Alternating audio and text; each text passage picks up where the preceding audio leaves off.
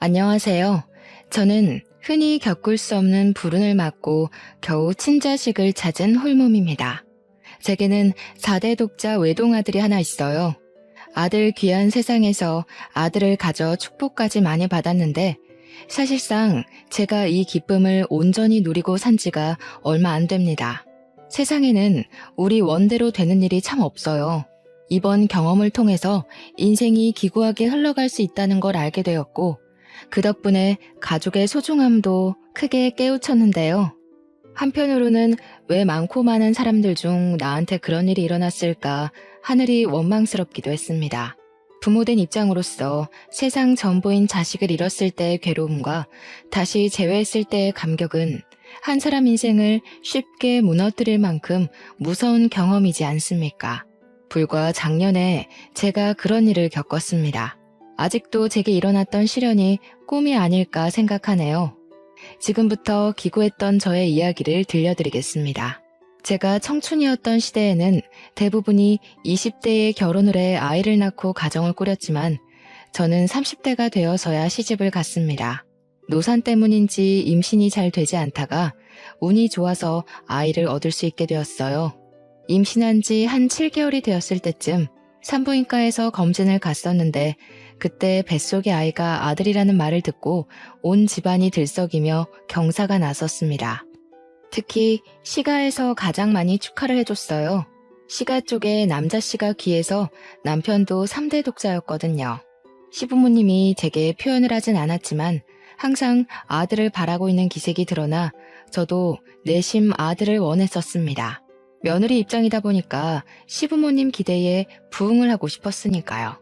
제가 초음파 검사를 하고 온 다음 날 시가에서는 너무 기쁜 나머지 잔치까지 벌였는데요. 저희가 경기도 외곽 쪽에 살고 있어서 도둑 들지 않을 만큼 대문을 열어놓고 지내는 주택이었는데 그날 시부모가 동네 사람들까지 불러다 마당에서 고기 파티를 벌였습니다. 마치 조선의 왕후나 된 것 마냥 엄청나게 귀한 대우를 받아 저 또한 기분이 들떴던 날입니다. 그리고 제 남편 되는 사람은 보기 드물게 착하고 성실한 사람이었어요. 저를 만나기 전까지는 내내 일만 해서 여자한테 쑥스러움을 많이 타는 쑥맥이기도 했습니다. 시댁에서 전부 남편더러 결혼 못하고 혼자 살면 어쩌냐고 그렇게 걱정을 했다던데 저 덕분에 남편 인생이 구제되었다면서 그 부분 또한 시부모가 많이 칭찬해준 부분이었어요. 그렇잖아도 자기 아들 살렸다고 저를 좋아하는 상황이었는데 거기다 제가 아들까지 뵀으니 시가에서 저는 정말 왕후나 다름없었습니다. 세아가 네가 우리 집안을 살린 거다. 정말 고마워. 앞으로 네 건강은 이시엠이 몫이니 아무런 염려 말거라. 어쩜 이렇게 예쁜 며느리가 내게 들어왔을꼬. 원래 며느리 사랑은 시부라지만 저는 시부보다 시모에게 애정을 듬뿍 받았습니다.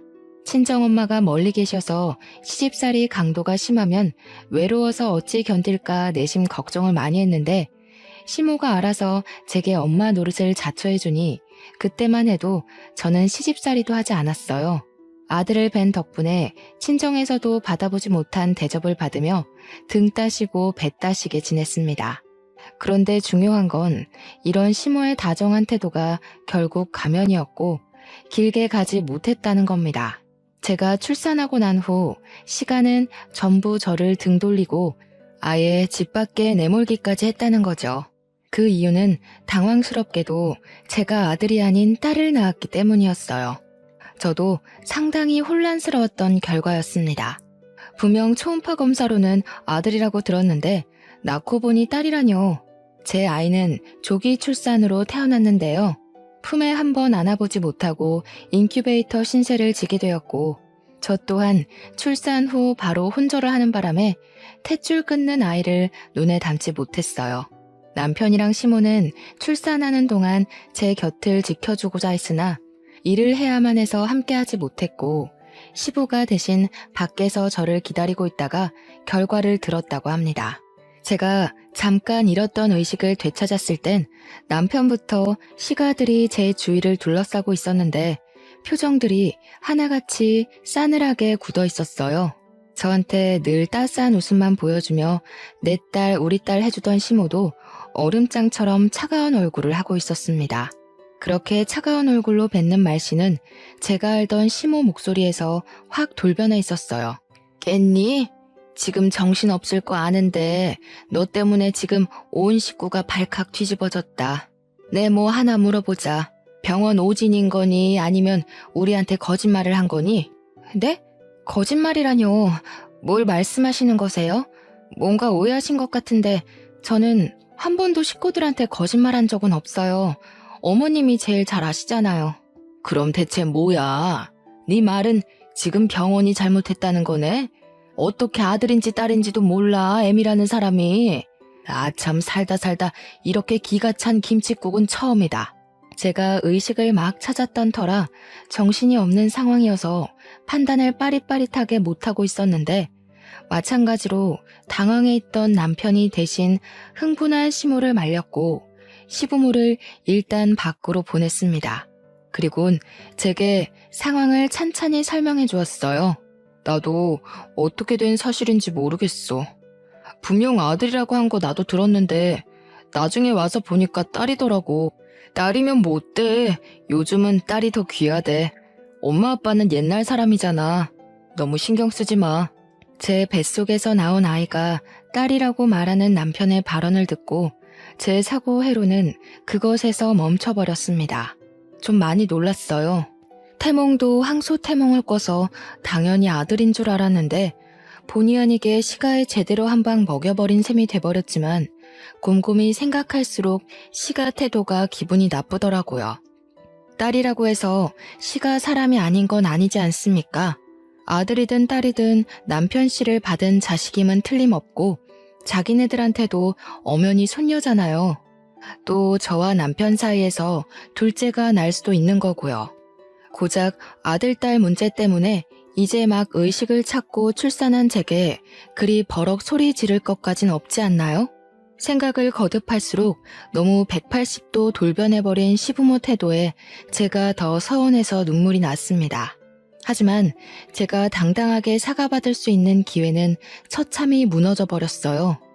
의사 선생님 하는 말이 이번 출산은 제가 노산이라 많이 힘겨웠던 시도였다고, 제 몸이 한 번 더 출산을 꿈꾸기엔 많이 버거운 상태라서 둘째까지는 힘들 거라고 말하는 거 아니겠습니까?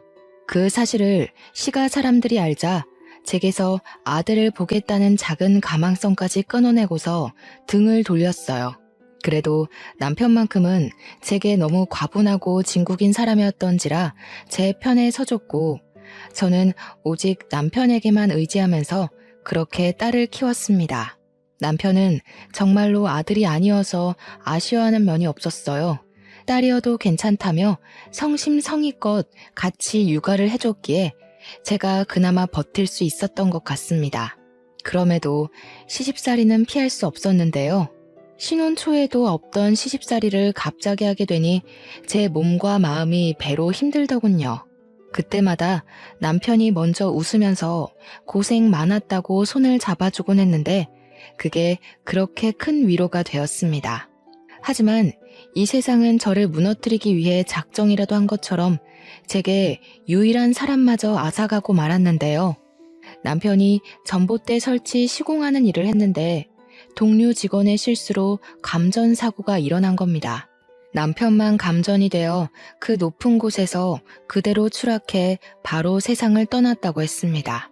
저와 딸만 보고 살았던 사람인데 제가 가는 길 봐주지도 못하고 그렇게 보내야만 했어요. 그날은 제 세상이 완벽하게 무너진 날이기도 했었습니다. 그래도 남편 마지막 길은 꼭 함께 해주고 싶었는데 그마저도 제겐 허락되지 않은 욕심이었던 거예요. 시모가 저를 장례식 입고도 못 밟게 했지 뭡니까? 우리 집안을 살릴 귀인인 줄 알았더니 순 원흉 덩어리였어. 내가 너를 집에 들인 게 천출의 한이다. 다신 우리 가문 앞에 낯짝 들이미는 일 없도록 해라. 2번 다시 내 앞에 나타나봐. 너랑 네 딸내미 아주 시궁창에 빠뜨려 버릴 테니까. 시모는 제 가슴팍으로 약간의 돈이 든 봉투만 팩 던져준 채 돌아섰어요.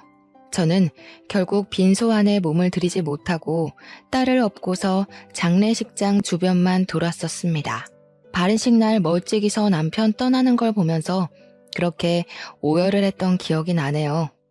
차라리 시가 사람들이 처음부터 제게 모질었다면 제가 이렇게까지 배신을 느끼진 않았을 겁니다. 저더러 3대 독자 남편 구제해준 것만으로도 고맙다고 절절매던 시가들은 그저 욕심을 숨기고 있었을 뿐이었던 거예요.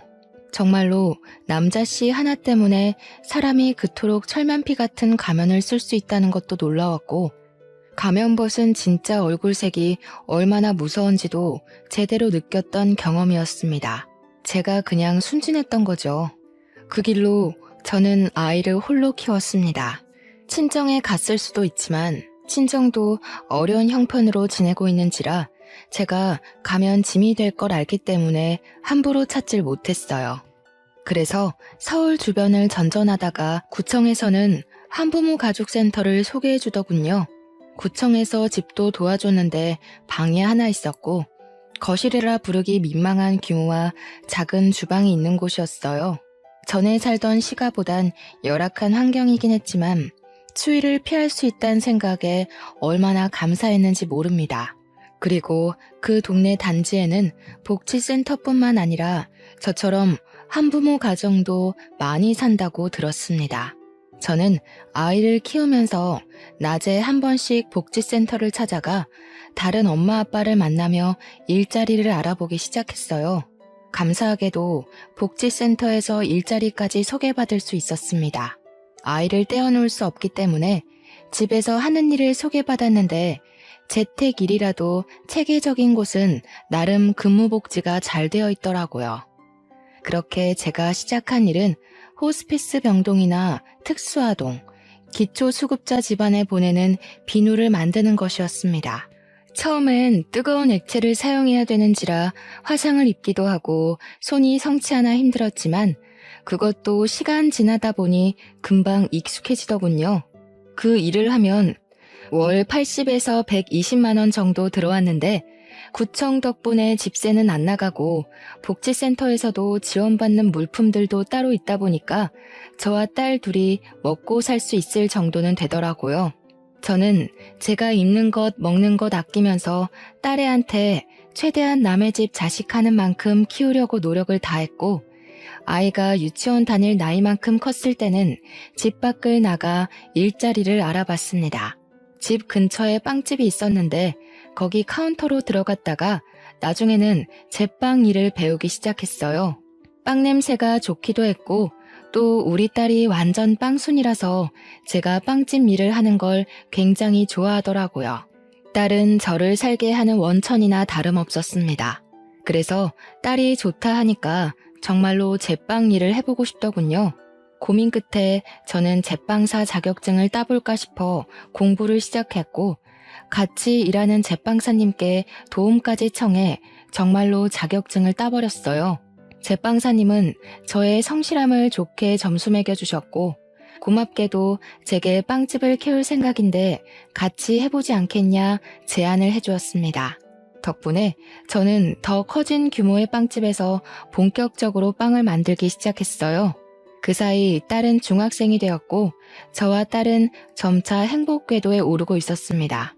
하지만 역시 제겐 순탄한 길이 어울리지 않았던 거죠. 숨이 딸려도 행복한 정상에 빨리 오르고 싶었는데 결국 돌부리에 걸려 삐끗하게 되는 일이 발생이 되었습니다. 딸이 학교에서 과학 시간에 혈액형 검사를 했는데 실험 과정에서 자기가 A형이 나왔다고 하더라고요. 저는 O형이고 남편은 B형이었기 때문에 우리 사이에서 A형 자식은 나올 수가 없었어요. 딸이 아무렇지 않게 하는 말에 살짝 당황했지만 애들이 직접 했다는 실험이라는 걸 감안하면 분명 오류가 있었을 거라 생각이 들더군요. 그래서 그러려니 넘겨버렸습니다. 그러나 그 문제는 몇 년 후 제 발목을 다시 붙들었는데요. 그렇게 불거진 혈액형 파장은 제 인생을 송두리째 흔들어버리고 말았어요. 딸이 고등학생이 된 후 학교를 찾아온 헌혈 차량에서 친구들이랑 같이 헌혈을 했다고 했거든요. 그런데 거기서 간호사가 헌혈 전 피 검사를 했는데 A형이라고 했대요. 이젠 딸이 검사지까지 들고 온 상황이라 빼도 박도 못하게 A형이라는 거였고 저는 그대로 다리에 힘이 풀릴 수밖에 없었습니다. 어떻게 이럴 수가 있겠습니까? 제가 다른 남자를 만나 불경스러운 짓을 한 적이 없는데 이게 말이 되는 건가요? 딸이 제 혈액형은 알아도 남편 건 모르는 상태입니다. 제가 일부러 말하지도 않았어요. 그래서 저 혼자 딸이 가져온 검사지를 보면서 며칠간 혼란에 잠겨 시간을 보냈습니다. 너무 떨렸어요. 제 딸이 맞는데 아닐 수도 있다는 확률이 생겼다는 게 겁이 났습니다. 왜 그런 일이 생겼는지 도무지 알 길이 없었어요. 이 사실의 실마리를 풀기 위해서는 혈액형보다 좀 더 확실한 방법이 필요했습니다. 저는 끝내 딸과 친자 검사를 해보기로 마음먹었고 딸의 칫솔과 제 것을 들고 기관을 찾았어요. 떨리는 가슴을 안고 받은 친자 검사 결과지는 결국 저를 절망하게 만들었습니다. 친자 관계가 인정되지 않는다. 그야말로 청천벽력 같은 사실이었어요. 그렇게 기재된 문장을 믿을 수가 없어서 몇 번이고 뜯어보았죠. 눈물이 앞을 가려 마음을 추스르고 보느라 한참 동안 기관에서 자리를 뜨지 못했습니다. 도대체 어떻게 된 일일까요? 당연히 내 새끼라고 17년을 끼고 살았던 딸인데 어쩐지 지금 생각해보니 복지센터 사람들이 저랑 딸을 보고 안 닮았다고 얘기를 번번이 했었어요. 그게 결국 이렇게 될 징조였나 봅니다. 그땐 저 혼자 제 딸이랑 닮았다고 생각하며 살았거든요. 근데 정말로 저와 딸이 혈육이 아니라서 안 닮은 거였다니 충격은 거듭될수록 사그라들기는커녕 제 숨통을 계속 조여왔습니다. 이 일을 어쩌면 좋을까 싶어서 한동안 시름시름 앓다가 저는 동료 제빵사님께 부탁해 하루 휴가를 내고 제가 출산했던 산부인과를 찾아갔습니다. 그 병원은 이미 원장님과 직원들이 싹 다 바뀌어 있더라고요. 사정 모르는 직원들에게 옛날 이야기를 하면 이해를 해줄지 모르겠지만 우선은 제 사정을 구구절절 늘어놓으며 눈물을 보였습니다. 다행히도 직원분들은 제 사정에 놀라서 당시 병원 기록지를 뒤져 곧바로 보여주었어요. 촌이나 다름없던 곳에 있던 작은 병원이었던지라 저와 같은 날 출산을 한 산모가 딱 한 사람 더 있었습니다. 어떡해 어머님, 아무래도 병원 측 실수로 아이가 바뀐 게 아닌가 싶어요. 어떻게 일을 이런 식으로 처리를 했대? 좀 더 알아보시고 그 사람들 고소할 수 있는지 알아보셔요. 아이가 바뀌었다라. 저도 예측은 했지만 간호사가 직접 말해주는 건 타격이 꽤 컸어요. 저는 제가 출산했던 당시의 직원들을 죄다 찾아내 어떻게 된 사실이냐고 따져묻고 싶었지만 지금으로서 그걸 신경 쓸 겨를은 없었습니다. 고소할 여유가 없었다는 소리입니다. 제 친자식이 어딘지도 모를 곳에서 누군지도 모를 사람 손에 컸다는 사실만이 제 머릿속을 지배했어요. 저는 병원에 부탁해서 저와 같은 날 출산을 했다는 산모 집 주소를 받아 신뢰를 무릅쓰고 거길 찾아갔습니다. 무슨 정신으로 찾아왔는지 모르겠는데 막상 오니까 초인종은 차마 못 누르겠더군요. 만약 정말 아이가 바뀐 거라면 제 친자식이 이 집에서 아무것도 모르고 살고 있다면 과연 제가 친자식 앞에 이렇게 나타나도 되는 건지 이런저런 고민이 제 발목을 세게 쥐었어요. 그러던 중 뒤에서 누구냐고 묻는 남자 목소리가 들렸는데요. 돌아보니 남학생 하나가 서 있었거든요. 그 학생이 저더러 자기 엄마 친구냐고 묻는데 저는 학생 질문은 전혀 안 들리고 얼굴만 눈에 들어오더라고요. 그리곤 그 남학생 앞에서 단숨에 눈물을 흘릴 수밖에 없었습니다. 정말 소름 돋게도 남학생의 모습이 죽은 제 남편과 똑 닮아있지 뭡니까? 죽은 남편을 마주하는 것 같아서 가슴이 너무 두근거렸던 저는 그대로 주저앉아 버렸습니다. 학생이 저를 급히 챙겨주며 집안에 들여주었는데 집안에는 이 학생과 함께 단란한 모습을 하고 있는 가족 사진이 참 많이 걸려 있었어요. 역시나 이 학생은 이 집 부모와 닮은 구석이 하나도 없더군요. 사진을 보고서 제 친아들일지 모른다는 확신이 조금 더 들었습니다. 학생의 부축을 받고 소파에 앉아 있는데 잠시 뒤 저와 또래로 보이는 아줌마가 나타났어요. 저를 보며 어리둥절한 표정을 짓고 있는 그분이 바로 저와 같은 날 같은 병원에서 출산한 아줌마였습니다. 저는 왈칵 올라오는 눈물을 흘리면서 그 아줌마 앞에 가 무릎을 꿇었어요. 넙죽 엎드리자 아줌마랑 학생 둘 다 놀라서 저를 황급히 말렸습니다. 제가 염치 없이 잘 살고 있는 집안에 찾아온 건 정말 죄송합니다. 꼭 부탁드리고 싶어서 실례를 무릅쓰고 찾아왔어요. 혹시 아드님 혈액형이 어떻게 되는지 물어봐도 될까요? 갑자기 무슨 일인지 모르겠는데 우리 아들 말하는 거지요? 우리 애는 B형이에요. 도대체 누구신데 그러시나요? B형이라는 소리를 듣고 저는 남편과 같은 혈액형인 학생을 한 번 더 바라봤습니다. 제가 예측하고 있는 친자 사실과 한 발 더 가까워진 셈이었어요. 제가 1990년에 한 산부인과에서 출산을 했습니다. 초음파 검사를 통해서 아들인 줄 알고 있던 뱃속의 아이가 태어나 보니 딸이라고 하더군요. 그런데 그 딸이 커서 제게 그런 소리를 하는 겁니다. A형이라고요. 하지만 저는 O형이고 제 남편은 B형이거든요. A형 자식이 나올 수 없지 않습니까? 그거 참 당황스러운 소식이네요. 따님이 잘못 측정한 게 아니고요. 그런데 그게 지금 이렇게 찾아오신 거랑 어떤 관련이 있는 거죠? 경기도 산부인과에서 출산한 적 있으시죠? 빨강 지붕 뒤에 있는 산부인과요. 1990년 4월 18일에 혹시 아이를 출산하지 않았나요? 제 말을 들은 아줌마는 깜짝 놀라면서 자기 아들 태어난 날이 그날이라고 하였습니다. 아줌마가 놀라며 제 말에 공감을 할 때마다 저는 앞에 있는 학생이 제 친아들이라 확신할 수밖에 없었어요. 제가 둘에게 과거의 사정을 전부 말하고 제 딸 사정까지 밝혔더니 아줌마 또한 심히 놀란 눈치였고 같이 듣고 있던 학생도 마찬가지였습니다. 실례인 거 압니다. 하지만 제가 이렇게 하지 않으면 자꾸 그댁 아드님이 눈에 밟혀서 잠이 오지 않을 것 같아 이래요. 부탁드립니다. 친자 검사 한 번만 해보게 해주세요. 아줌마 입장에선 안 해볼 이유가 없다고 생각했는지 제 제안을 받아들여줬습니다. 아마 제 이야기를 듣고서 자신도 친자에 대한 의문이 생겨버렸을 테니 찝찝한 마음으로 지낼 수 없기도 했겠죠. 그렇게 시행한 검사에서 아줌마와 학생은 친자 불일치, 저와 학생은 친자 일치가 떴어요. 어떻게 이런 일이 있을 수 있냐면서 아줌마도 저와 같이 절망하며 주저앉았어요. 자리에서 한참을 일어나지 못하며 학생을 붙잡고 눈물을 흘렸죠. 한 번씩 이상한 점이 있었어요.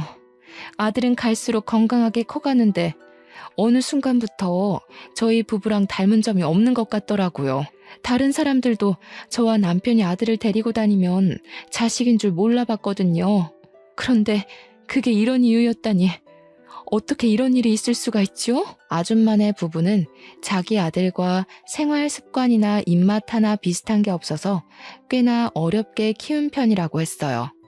그리고 자기도 저처럼 초음파 사진에서 딸인 줄 알았다고 합니다. 하지만 출산하고 나서 아들이라길래 단지 초음파 결과가 오진인 줄로만 알았다고 해요. 저희는 사실을 전부 알았지만 이걸 어떻게 바로잡아야 할지 고민이 많았습니다. 무엇보다 자식들이 가장 혼란스러울 거라 생각했어요.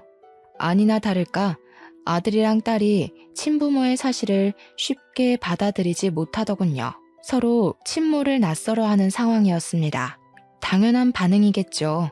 그래서 저랑 아줌마는 아이들에게 시간을 주기로 결정할 수밖에 없었고 서로 일주일에 한 번씩 같이 만나서 외식을 하는 날을 가졌어요.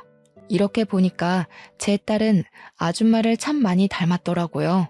아줌마도 제 딸을 보면서 자기의 어린 시절을 보는 것 같다며 딸을 만날 때마다 눈물을 보였습니다. 저 또한 우리 아들을 볼 때마다 남편 생각이 나서 눈을 뗄 수 없더군요.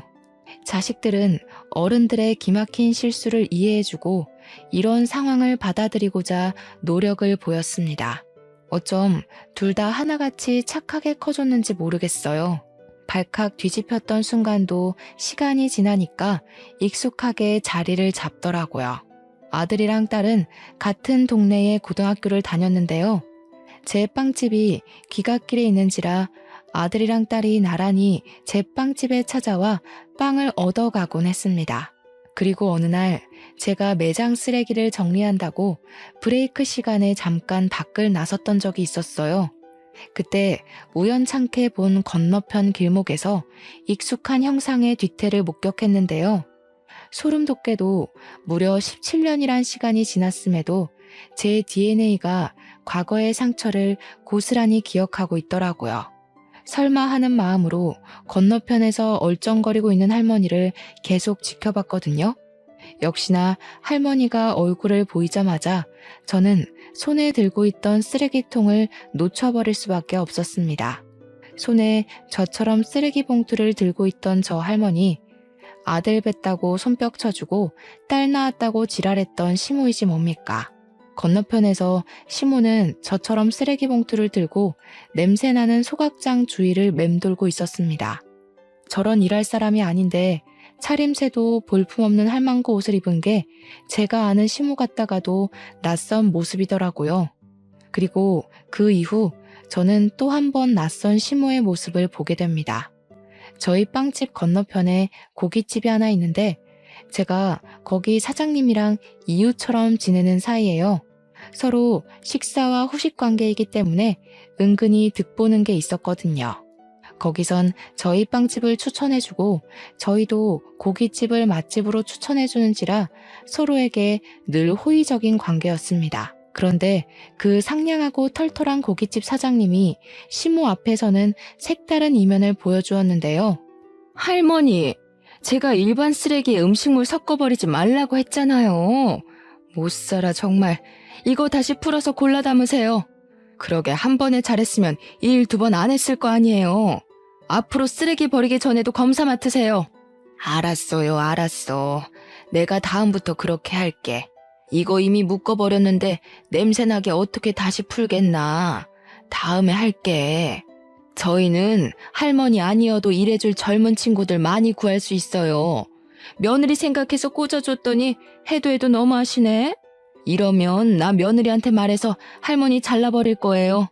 시모는 고기 사장 앞에서 예 굽신대면서 쓰레기 봉투를 풀기 시작했습니다. 음식물 봉지 들고 오라는 호통치는 고기 사장 말에 앓는 소리를 내며 느릿하게 움직였어요. 그 모습을 보는데 과거에 기세등등하던 시모 모습이 온데간데 없어서 한참 놀라 보고 있었습니다. 다행히 시모는 저를 알아보지 못했고 발견하지도 못했어요.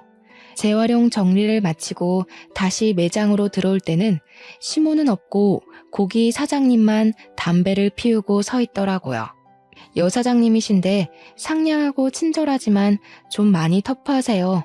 저는 그제야 그 사장님께 인사를 드렸고 살짝 불러서 시모에 대해 물어보았습니다. 들어보니까 사장님 며느리가 자기 외숙모라면서 시모를 부탁했다고 하더군요. 나이가 좀 있는데 자식이 없어서 노후 관리가 안 되는 사람이라고 설명을 했다네요. 그러니까 저한테는 한때 시족하였던 사람이 고기 사장님 며느리로 들어간 겁니다. 세상 참 좁지 않나요? 아무리 대한민국이 좁은 땅이라지만 서울 땅덩어리가 이 정도로 쉽게 과거 인연을 접할 만큼 작진 않은데 신기한 일이었습니다. 어쨌든 시모가 남의 집 종처럼 별 볼 일 없이 살고 있는 건 맞는 것 같았어요. 그렇게 나를 자기 만족에 이용하는 도구처럼 여기더니 결국 자기도 남의 가게에서 도구로 굴려지는 삶을 살고 있었네요. 저는 고기 사장님께 부탁해서 시모가 쉬는 날이 언제인지 일정을 물었습니다. 시모와 두 번 다시 마주치지 않기 위해 물었던 건데 그게 훗날 제게 큰 수혜로 다가올 줄은 몰랐어요. 어느 주말 아들이 우리 집을 찾아온 적이 있었는데요.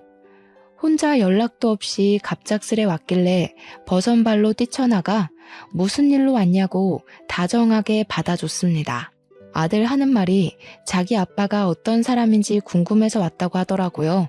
갸륵한 마음에 감동받아 울컥했지만 너무 자주 눈물을 보이는 것 같아서 애써 참고 제 남편 사진이 담긴 앨범을 아들에게 보여줬어요.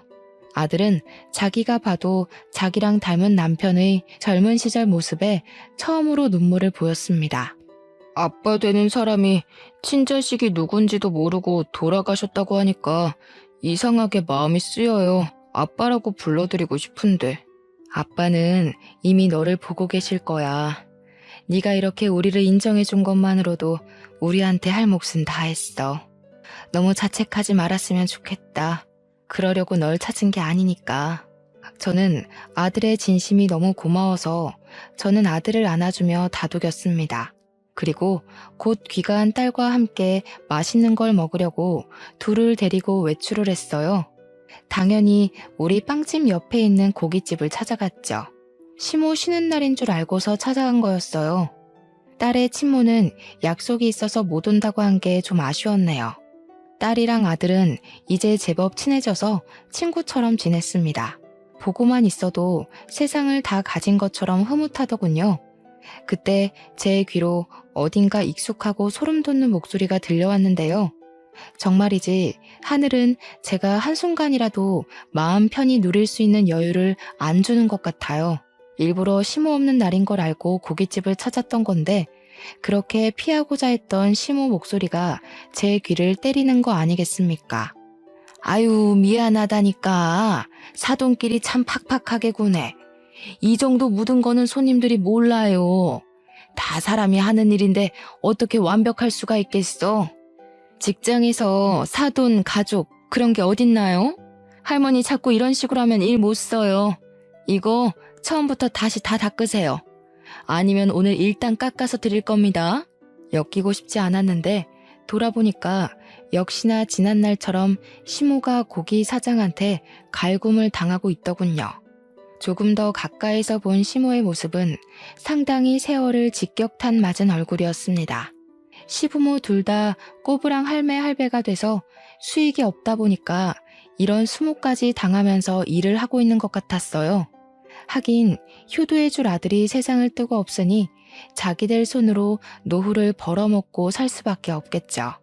저는 그런 시모를 무시하고서 애들을 데리고 계산을 하기 위해 사장님께 말을 걸었습니다. 그랬더니 시모가 먼저 저를 알아보고 아른 체를 하더군요. 아니 애미야, 네가 여긴 어쩐 일이니?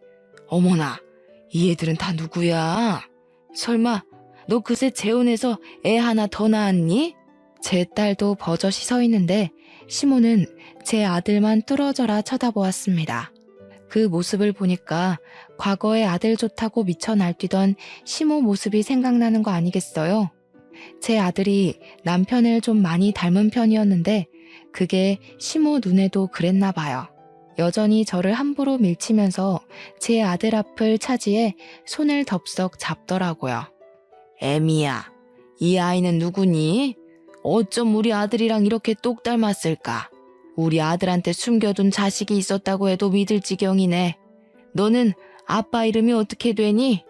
제 아들에게 접촉된 시모 손이 더럽게만 느껴져서 저는 시모의 손을 딱 내치며 제 아들을 뒤로 숨겼습니다. 그리곤 차라리 모든 사실을 알고 고통받으라고 시모한테 숨김없이 제 사정을 다 밝혀주었죠. 그러자 시모가 훗날의 처지도 모르고 기함을 하면서 기뻐하더라고요. 마치 과거에 제 초음파 소식을 듣고 동네 잔치를 벌였던 것처럼요. 아이고, 그럼 그렇지. 내 아들이랑 이렇게 닮았는데 내 손주가 아닐 리 없지. 세상에나 어떻게 이런 일이 다 있다니. 내가 네 할미다, 아가야. 과거에는 저 상냥한 가면의 소가 시모를 엄마 같다는 가증스러운 생각까지 했었는데 지금 보니 저 용심만 가득한 얼굴을 왜 몰라봤나 싶네요.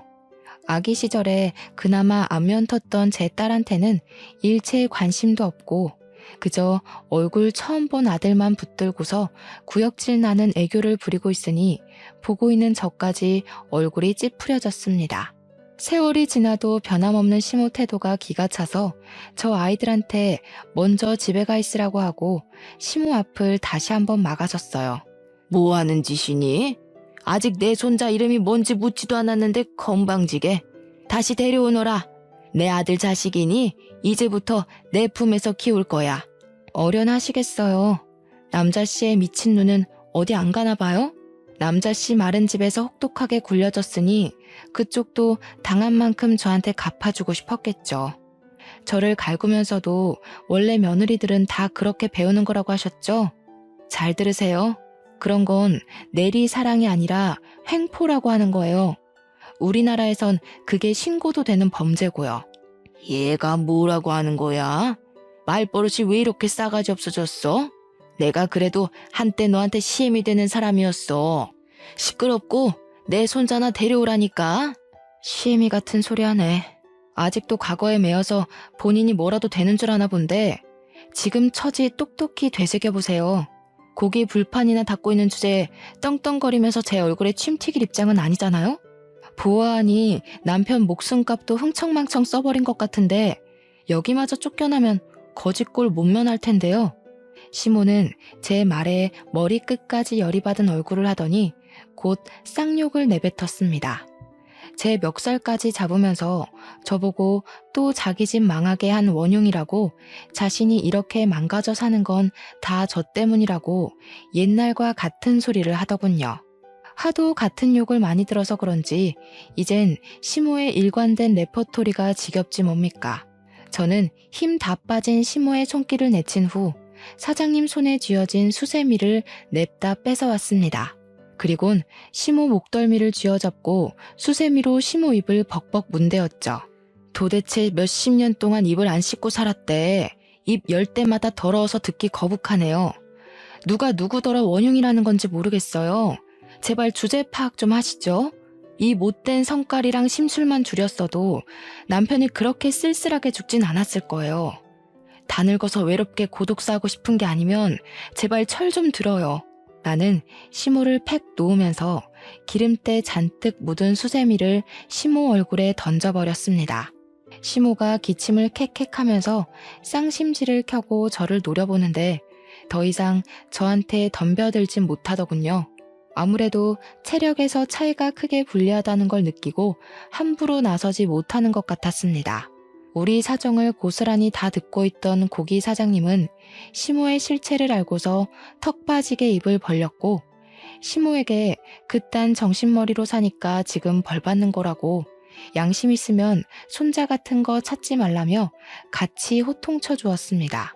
그리고 고기 사장님이 그 자리에서 시모를 해고해버렸어요. 시모는 돈줄이 끊기자 체면 다 구기면서까지 고기 사장 앞에 무릎을 꿇었는데요.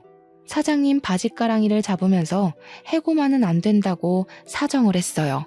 그 모습이 참 비굴하고 고소하더라고요. 고기 사장님은 그런 시모한테 사과를 왜 나한테 하냐면서 또 강하게 소리를 쳤고, 시모는 그제야 제 앞으로 머리를 조아리며 그동안의 행실에 대해서 사과를 했습니다. 무려 17년 만에요. 하지만 저는 그 사과마저 시모가 자기 밥줄 위해 가식적으로 용서를 빈다는 게 너무 눈에 보였습니다. 원래부터 용서할 마음 따위 눈꼽만큼도 없었지만 이런 상황에서도 진심이 없는 시모의 태도가 더는 사람으로 안 보이더군요. 노망난 할머니 다 됐네. 그쪽 팔자는 결국 이렇게 될 거였어요. 귀한 손주 잃고 죽을 때까지 남의 집 종노릇이나 하다가 눈감을 팔자라는 거 그만 받아들이셨으면 하네요. 마지막으로 경고하는 겁니다. 저나 우리 애들 눈에 두 번 다시 띈다면 그땐 이보다 더 지독한 시궁창에 빠뜨려버릴 거예요. 평생 후회하면서 눈물로 허송세월 보내길 바란다는 말을 마지막으로 저는 고깃집을 나와버렸습니다. 시모가 따라 나오며 저를 한서린 목소리로 불렀지만 고기 사장님한테 쫓겨나는 바람에 가게 문에 매달려 있느라 쫓아오진 못했어요. 그냥 과거의 상처로 묻힐 줄 알았던 기억을 이렇게 다시 마주한 것도 놀라운데 제 속에 있는 할 말까지 다 해버리게 될 줄은 정말 몰랐네요. 시모한테 당했던 수모에 비하면 제 호소는 짧고 굵은 한 방이었지만 시모는 제가 따로 벌을 주지 않아도 이미 벌을 받고 있던 처지인 것 같아 충분히 속 시원했습니다. 제가 빵집 때문에 이 자리를 떠날 수 없으니 시모가 떠나주길 바라는 마음으로 2번 다시 나타나지 말라고 했거든요. 하지만 거짓골 대고도 제게 고개 빳빳이 들던 시모가 말뿐인 제 제안을 어디 지키겠습니까? 그래서 그건 제가 따로 고기 사장님한테 부탁했어요. 고기 사장님한테 얘기해 시조카를 통해서 시모가 영영 이 길목에 못 나타나게 만들었습니다. 다행히 고기 사장님이 시조카한테 시엄마 입장인지라 시조카가 고기 사장님한테 강력하게 주장을 못했나 보더라고요. 그러니 어디 감히 시모가 버팅길 수 있었겠습니까? 시자를 계급처럼 생각하던 시모는 결국 평생 시가 대접은 못 누려보고 외가 쪽 친척 나부랭이 정도의 취급만 받다가 저 세상으로 가겠네요. 시모를 쫓아내고 찾아온 평화는 생각보다 저에게 깔끔하고 시원한 기분을 만끽하게 해주었습니다. 이젠 저도 내 새끼들과 저 스스로를 지킬 만한 힘이 생겼다는 걸 증명해 보인 셈이기도 해서 제 자신이 얼마나 기특한지 모릅니다. 제 아들이 버젓이 살아있는 한 시모가 언제 또 저희 앞에 나타날진 알 수 없어요. 하지만 더는 저런 늙은 할망구 따위 하나도 두렵지 않습니다. 제가 시모에게 경고했던 대로 또다시 모습을 드러낸다면 정말 시궁창으로 밀어버릴 각오도 이미 하고 있어요. 덤빌 테면 덤벼봤으면 좋겠네요. 더 이상 제가 그 집안에 손실 보는 일은 없을 겁니다. 차차 가정에 안정이 찾아오고 아이들도 무럭무럭 커서 현재는 벌써 둘 다 대학생이에요. 이렇게 오기까지 무려 20년이 걸렸고 안정기가 지속된 건 2년 정도 되었습니다. 그래도 시모를 마지막으로 대적한 게 2년 전이라 지금은 꽤 많이 잊혔어요. 그럴 수밖에 없도록 저희에게 또 다른 기쁜 소식이 찾아와서 정신없는 상태거든요. 글쎄, 우리 애들이 연애를 한다는 거 아니겠습니까? 솔직히 그 얘기를 들었을 때 처음에는 저랑 사돈되는 입장이 좀 이상하긴 했어요. 왜냐면 딸도 내 자식, 아들도 내 자식이잖아요. 그건 사돈 집안도 마찬가지고요. 그래서 애들이 처음 관계를 밝혀주었을 때 당황하긴 했지만 법적상 문제없는 사이인 걸 알기 때문에 결국 저와 사돈 집안은 우리 자식들 사이를 적극 응원해주는 방향으로 마음 쓰고 있습니다. 아, 그리고 호적은 본래 생모 밑으로 호적을 옮겼어요. 이것 또한 고민을 많이 했던 부분인데 아이들 선택에 맡겼더니 아이들이 생모 밑으로 호적을 옮기되 양가 집안 어른들에게 전부 엄마 아빠라고 부르겠다더군요. 벌써부터 결혼까지 약속해서 양가와 함께 하겠다고 약속을 해주었습니다. 저희는 이렇든 저렇든 그냥 알아서 하라고 했습니다. 저와 사돈은 그저 내 자식들이 우리 곁에 있어주기만 한다면 그걸로 만족했거든요. 어떻게 이런 기막힌 인연이 다 있을 수 있단 말인가요?